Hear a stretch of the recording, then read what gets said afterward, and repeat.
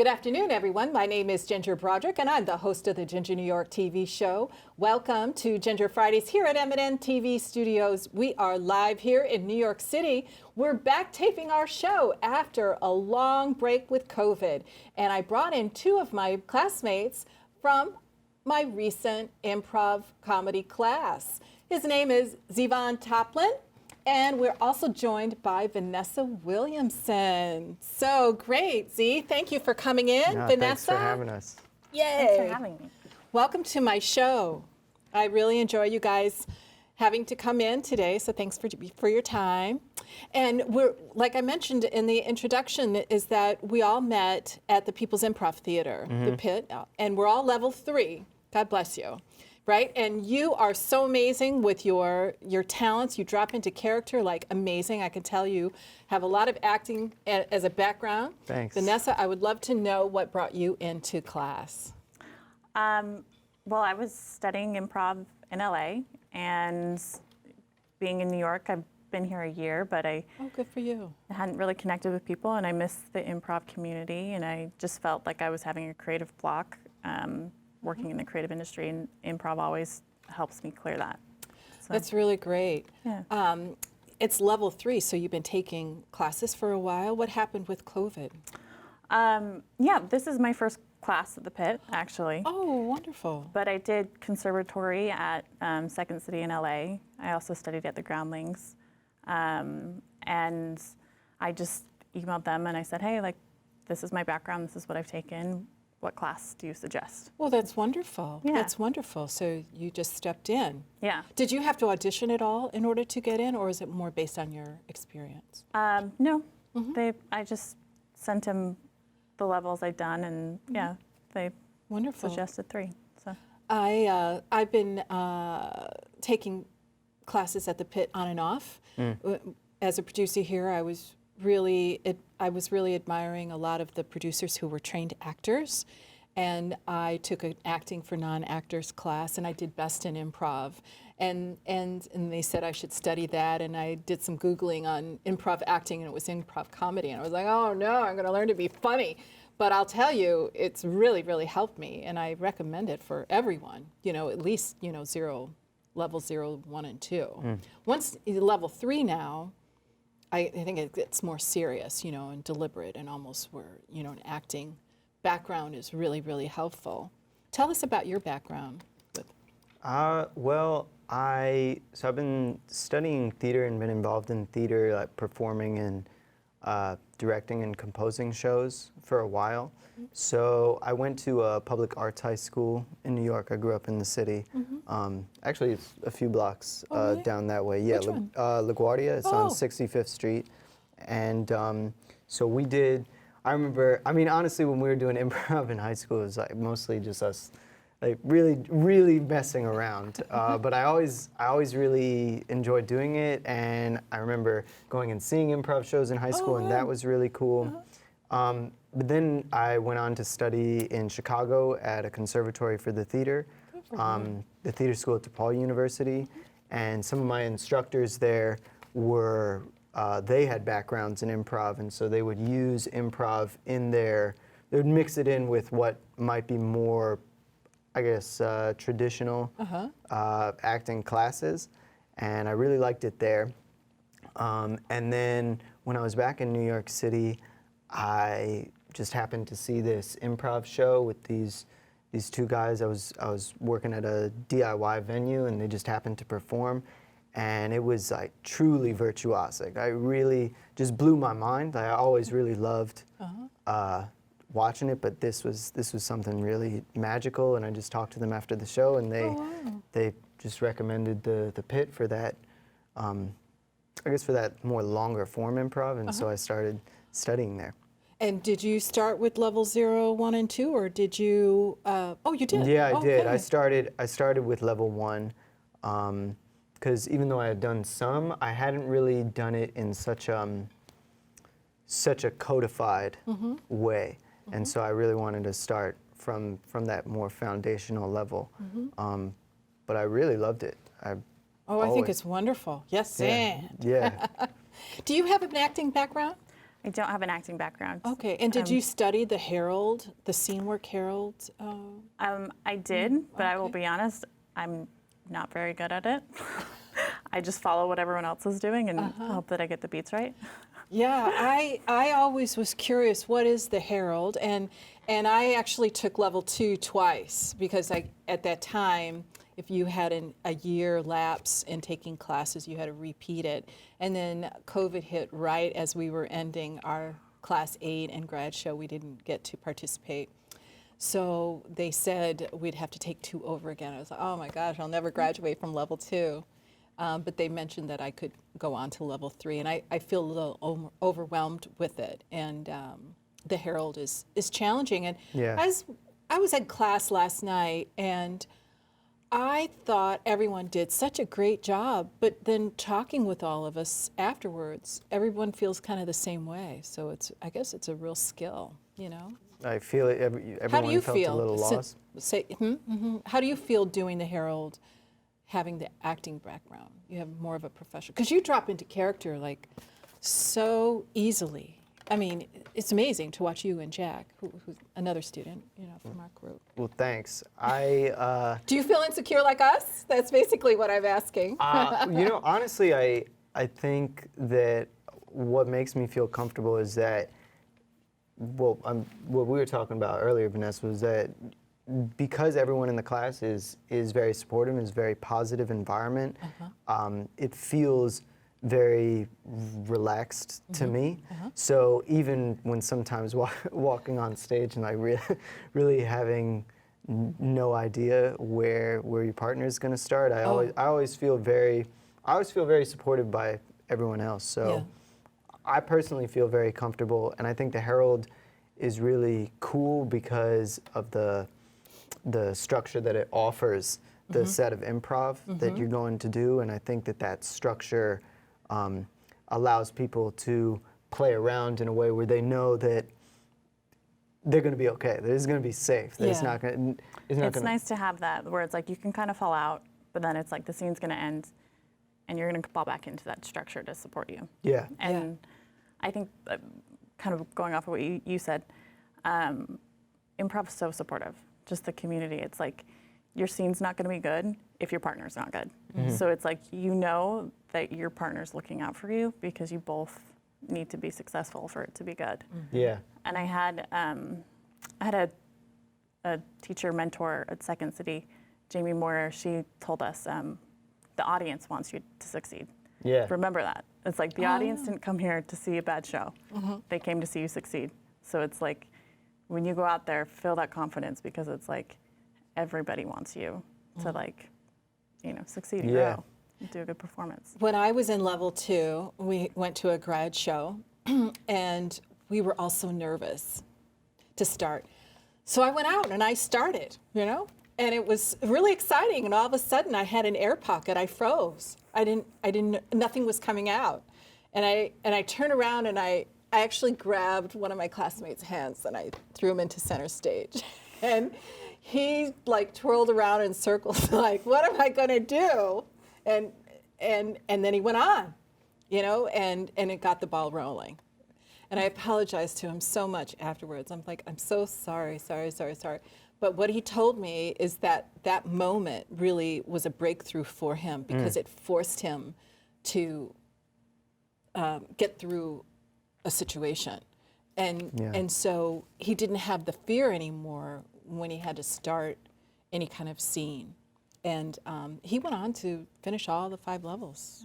Yeah. I think it's funny because when there's a moment of silence when you're on stage, for you as a performer, sometimes it feels like minutes or hours are passing where it's like, I gotta think of something to say. Whereas when I'm in the audience watching improvisers, I love the build-up. I love the the silence is actually really, if they're still in whatever imaginary world they made, that's totally fine, you know, because it's totally natural. Even when you're having a conversation in real life, you pause. You make eye contact. You process what's going on. And it's my favorite line in improv is that there's no mistakes in improv. Yeah. So it's like, yes, you have these like ground rules of like yes-anding, not asking questions, not competing. But yet, when you're on the stage, if it works, right? Yeah, And yeah. you move on. Last night, we had a substitute teacher, and one of the things he mentioned was that when someone's silent, it's okay because there's some type of feedback or reaction that he's pulling from as an audience member, where I know I was one of those silent people because I'm like, I don't know what I'm doing. And it was amazing that he's reading off my expression, you know, as a listener or whatever, what's going on with the skit. Well, Yeah. I think that's, I love that improv. I feel like it translates into like my personal life in so many different ways. And even just like the communication that you have on stage is so much like the communication you have off stage, where it's 70% of your communication is nonverbal. It's like, I feel like people come out and they expect like, oh, I got to say the funny thing, I got to have the joke, I got to do this. And you can have a whole scene in silence and have it be just as effective as like, and having people get lost in what you're saying. And For that, sure. yeah, and that's one of the critiques the professors have had, is that not to think too much and to kind of bring it down and be more simple, which is interesting, you know. Yeah. One thing I really appreciate about it is that specifically with improv and in comparison to maybe other forms of comedy or even other forms of theater, is that you realize how funny people are just in their own sense of humor, which isn't necessarily writing gag jokes, but I think because improv highlights your own unique perspective on the world, just you know, as a human being, you realize just how hilarious. You get to see a whole nother side of people. Yeah, It's like the Exactly. themes that they bring up, the things that they say, you're like, huh, I feel like I saw a little bit of your childhood there. Yeah, exactly. I had some guests here who are stand-up comedians, and I had 3 of them here, and I was like, how do you do it on your own? I mean, at least with improv, there's a group of us, and we always have someone to save us. But wow, as a solo performer, you're out there by yourself. And they're like, oh no, it's okay. You know, you learn how to recover. You should take the classes, you know, and it'll be really great for you. So it was on my bucket list for about 5 years, and I finally took a stand-up at Caroline's, and we finished right before COVID hit. And it was like 6 weeks, and I'll tell you, it was one of the hardest classes I've ever taken, but the most rewarding. And people would get up, again, in a supportive environment, and they would read off, you know, some of their jokes that they were preparing for the week. There was one student in class who'd been taking this course like over and over and over, like 7, 8 times. Whoa. Yeah. And it was really interesting. And you really learned how to recover. And it's basically having as much material as possible. So if you're not getting that laugh, you know, you move on to something else that's really, really fast. But it was really amazing, you know, and the skills that you develop. And if anything, it helped me to tighten my language a little bit. And now instead of just getting a chuckle from somebody, I get a more of a belly laugh. And it was just tightening the words, right? Like concision. Yeah. Yeah. Wow. Yeah. Yeah. Well, I feel like the pacing, like when you're by yourself, it's like you only have 2 5 minutes Yeah. on the stage, right? That's So correct. it's- When we first starting off, and then Yeah. as you develop, the goal is to develop, you know, like a half an hour worth of material, and but that is done, you know, gradually over a period of time. But the instructor had mentioned that if you really want to get booked for some shows, that you need to have 20 to 30 minutes of material. And Wow. then like Jimmy Fallon and all the other greats, you know, they all do the same material over and over and over and over and over. Yeah. Yeah. So. Just rehearse it. And like Chris Rock, I remember going to a comedy show and it was all his new material. Pete Davidson, I did the same thing at Caroline's Comedy. It was a like midnight show on a Sunday night. It was packed, sold out. Yeah. The 9 o'clock was sold out. I went at midnight. I thought, I can't believe I'm going out at midnight on a Sunday. And he was just running off his new material. Yeah. Yeah, it was really interesting. Side note, I'm directing a documentary, and the subjects, they have the same stories over and over and over and over again. Oh, wow. But it's so incredible because I'm like, the first time you hear it, you're like, oh, this is amazing. And then I've been around, so I've heard 60 different versions of it. But it's such a part of who they are. And each time they tell it, it's fun for me to watch the person watching them, because it's like, it's the first time they get to experience, and it's the first time they get to hear the story. And I think I'm thinking just like your stand-up, it's like every time you perform, it's like you get to introduce yourself, and like this is like the first time somebody gets to like see you, and it's so brave to be up there by yourself. I think so Yeah. too. Yeah. And I've gone to some of the comedy shows to watch the talent, and I start to see the same talent over and over, same little skit. And some nights they can completely bomb, and other nights the audience is hilariously laughing at them. And it's the same material, you know? So one of the things we learned about, and one of my classmates said, you get up for your graduation class and you just do it and don't worry about anybody laughing, you just get through it. And it was the best advice that he could have given me, because, you know, you have to overcome the fear. And that's why I think acting helps a lot so much in your background, that you feel comfortable going up. And Yeah. yeah. And I actually made it through my graduation class, and I made people laugh, and I added on after that, and was like, "Ooh, I finished!" You did it. Yeah. And then COVID hit, and I really enjoy improv. I'm more comfortable with improv, you know. But with learning the Herald, you really, really got to think, you know, and bounce off your partner Yeah. a little bit. I'm personally more comfortable with improv, and Yeah. well, I guess in terms of what I like to do, and I think in comparison to stand-up, where you are doing the same thing, I guess, or very similar thing in different iterations, I really appreciate the mortality of improv, right? Like when Vanessa and I, right before this, were talking about how, like, when you go and explain to someone, you know, maybe you go home or tell your I had friend. the best scene. There was a pineapple, and my foot went through it, and then I said kiddie pool, and everyone laughed. Yeah, everyone thought it was hilarious. It was like, And then you realize they don't get it because they weren't in the room. And you have to explain. It was funny. yeah, it's like you had to be there joke, but like the beauty of it is that you actually did have to be there, and like it's It's so special because you get like this one moment with that audience, with your partner, with everyone else in the scene, and then it's gone, you know, until the next moment.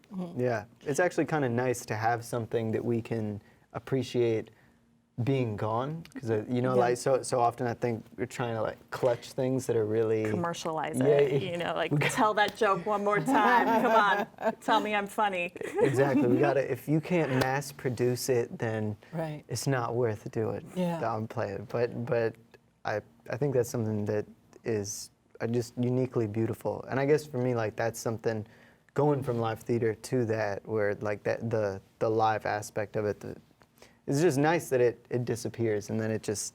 Well, I think it creates a bond. Like I feel like our class, I'm like, oh, like I feel We so really have- connected with Yeah. people. You know, everybody's so different, like age-wise, background-wise, experience-wise, but yet I feel like we perform so well together. Yeah. Yeah. And we're all Yeah. new to each other. Yeah. And it's interesting to see the games that we have to play in the beginning, like a 1, 2, 3, and say a word and see if we can match. And some people actually did. Yeah. And it's really something. Yeah. Yeah, I really enjoy it.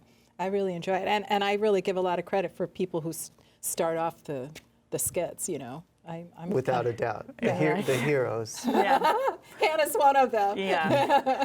I know. I don't like to initiate, but I do like to jump in and flip it. Yeah, it's a good move. Kiddie pools. Kidding. You had to be there. It was hilarious. Last night I initiated right as my other partner was about to initiate, and then I could see her confusion because she had to totally think about something totally different than what she was going in, you know? Yeah. And God bless her. Wonderful. It's a good brain exercise. It really Keeps you is. sharp. It really makes you think. Yeah. And like one word was yesterday, I didn't know what it was, but everybody else did. And I thought, okay, well, maybe I'll be able to pick it up from all the other words. And it was like cow and, you know, grass, grazing, Midwest. And I'm like, okay, how come I don't know this word? Yeah. It was really quite funny. Yeah, But I guess you had to be there, you know. It's hilarious. So we have our last class. We had it last night, Yeah. right? So we have a graduation coming up on Sunday. So that'll be interesting. I feel very insecure about it, but we're all going to go through it, right? And talking with everybody last night, everybody's kind of like rolling their eyes that, you know, they didn't perform well, but I really thought everybody did. Right. I think so too. I think sometimes it's hard to feel from the inside of the scene, especially if most of the people are performing on stage, right? The audience is so sparse, so it's difficult to. There's no laugh, there's no feedback. Yeah, like maybe one of the other people in your classmates. Do appreciate Patrick's loud laugh though. Like, Yeah. I'm like, thank you. It's a good skill as an improv teacher to make people feel like, you know, they Project that. exactly. They're Oh, I doing- heard a laugh up there. Yeah. Yeah, it just makes people feel more confident and Yeah. relaxed, you know. Yeah. Yeah, it's a nice way for me to end the week, you know, to go to a comedy class, and because it just lightens you up and makes you laugh and whatever. Last night there was one guy who was acting like he was swimming, so he was swimming up and down the classroom. It was really funny. He was extremely committed to it. I think like it's a difficult thing to just, I guess, drag yourself on the floor. Oh, he was on oh, the yeah, floor. he was just dragging That's himself on the floor, dedication, like- swimming for the entire scene. He was doing laps. On the floor? Scene work, he committed He did. full force. Oh, he probably went up and down, I don't know, 20, 30 times. There's the impulse. I remember one of the instructors saying that there's an impulse, especially when you're doing anything in terms of the environment, whether you're, I don't know, typing at a typewriter or swimming laps. There's this instinct that like, oh, I have to stop doing this because I feel ridiculous because this part of you, right? Like I know I'm just miming this thing, but actually when you're watching as an audience member, even though you're not necessarily laughing at it, it sets the stage. Yeah. Like you start to see it, and it's like I'm not in the scene, so for me it feels normal to see this person doing it. And then when they stop, it's a little bit of a like, wait, where are we? Where this? Yeah, it all disappeared. Yeah, it's nice how it just it focuses you and your audience in a really cool way. So I guess the advice there is just keep swimming, keep swimming on the floor. Be committed. Make that choice and stay with it. Yeah. To the end. But he was really amazing. I was staring at him the whole time, and I was like, wow, he's really committed to this. And it made me, and I'm a former swimmer, so I really enjoyed You it. saw that technique. Yeah, You were Yeah, I like, he was took wa- lessons. I was watching his technique. I think actually later in the set he became a vampire too. Oh. There's the same person. Yeah. I mean, that'll happen. That was he my got idea. bitten Yeah. and turned into a I vampire. was like, look, there's vampires. Yeah. Anything's possible in improv. That was after the crocodile scene, I think. And what was it? Libby said, when we were trying to critique about our performances, she said, I think we talked about the crocodile a lot, almost in every scene of all of us. Yeah. Yeah. That's the group think, though. I mean, I feel like everybody's on the same page. Yeah. It was definitely a lot. There's a lot of crocodile. Yeah. A lot of Talk. crocodile. And then it was great how they swung it around with the vampire and they turned into. That's what I love about Ginger when she's on the stage, though, is it's like, I never know what's going to happen, but it's exciting. And I True. know it's something I'm not going to think of, and it's something I'm like, oh, I get to explore this realm and bring it into what we've done. Yeah. Thank you. But it was quite funny. I don't know where the vampire came up with, but my partner did a really great scene with it. And and then he kind of froze there at the end, or he died, and I didn't know what to do, so I mimicked running off the stage. And It's one way to end a scene. Edit yourself out. But I was critiqued that you don't edit yourself. You don't end the scene by yourself. Yeah. If you're two people in a scene, you don't end it yourself. You Yeah. wait until Z comes along and runs. I got you guys. But of course there are no rules, right? Yeah, there's no rules. Just guidelines. No mistakes. And I laughed at that one. I didn't know what to do. I didn't know what to do, so I started acting like I was running away from him, but it was a way to end the scene. Yeah, as acceptable as silence on stage Yeah. there is a peculiar feeling that I have not experienced anywhere else of being on stage in an improv scene and really having absolutely no idea what you're gonna do next, and it's a beautiful feeling in many ways. It's really funny. I went to see Lin-Manuel's Broadway show called Freestyle Love Supreme. I don't know if you've had a chance to see it. No, I haven't. Oh, it's really fabulous if you have a chance. And no show is the same, but they use all of the improv techniques that we're learning.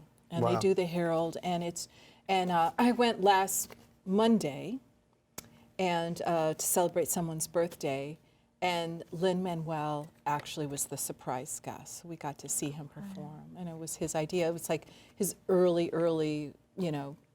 first play or something that he had produced, and it was something that was around way before In the Heights, and it was Wow.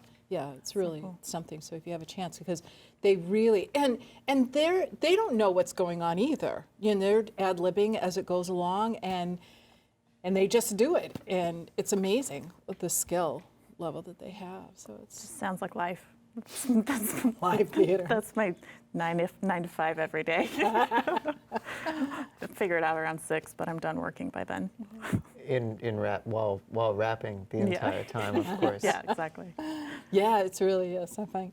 So what's on the plate for you guys after class is over? Are you going to head off to level 4? You're going to take a break? What are your plans? I want to do level 4. It depends on my schedule. So I might be traveling for 2 months, which would throw a wrench in it. But if not, then I will be taking level 4. That's fabulous. Nice. Yeah. And what kind of work do you do outside of So art comedy? I produce reality and direct documentary. Oh, wow. That takes you around the world. It's fun. Wow. Well, when it's not COVID. When it's For sure. Yeah. Yeah. How about you, Z? I would love to continue studying. I think for me, one of the things I want to continue to learn, or I develop, going back to those 2 guys I saw a few years ago. One of the things that their format, it was just 2 of them, and they just did this 40-minute, 2-person, like a 1-act play. That was impressive. Being able to do something, sustain something for that duration, and then also have a whole dramatic arc within the improv scene, improvise that structurally. I think that's really cool. I really like things like the Herald, where there are a few short scenes, but for me, that was what really took it to a whole other level of just skill and really just artistic craft was amazing. So I'd really like to learn how to do that, like to do a full length piece. Then you could self-edit Yeah. without breaking the rules. Yeah, exactly. Just So it's at the almost end. like a stand-up, right? But improv. Is it an improv? These 2 people. Do you think it was the same performance that they did over and over and over again? It's totally improvised. wow. These 2 guys, their name is collectively is called True East, and they actually performed at the Pit. I saw them about maybe a month and a half ago, and it's really excellent. And I've seen them a few times, and every time it's totally different. Oh, wow. Like just like an improvised 1-act play, Gee, and wow. that's what really is really mind blowing. So if you have a chance, definitely check them out. So that's something I aspire to in the mid to. I mean, you've got long-term enough future. characters you could do it. I feel like that's what it takes. Like to do a 2-man show for 40 minutes, it's like you just need a long list of characters. Yeah. Well, I mean, they did this thing where there were 3 characters in the play, but there were only 2 actors. So they did they switch kept off? switching, and so each of the actors played all 3 of the characters. You have to be so intelligent to do that. Yeah, they're really smart. I really admire, have a lot of admiration for them. Yeah. That's cool. Well, thank you so much for joining in Thank this you. afternoon's show. Thanks for having Wonderful. us. I hope to see you guys in class. Yeah. Of course. And I'll see you on Sunday for our graduation show. Wonderful. I'm so Maybe excited. Sunday. Yeah. So everyone, thank you so much. I hope you decide to take some improv comedy classes. We take them at the People's Improv Theater in Midtown, so check them out. It's a lot of fun. Even if you don't want to have a whole career in comedy, it's a wonderful life skills, and it's really helped me a lot, here as a producer. So thank you so much for joining in. Bye-bye.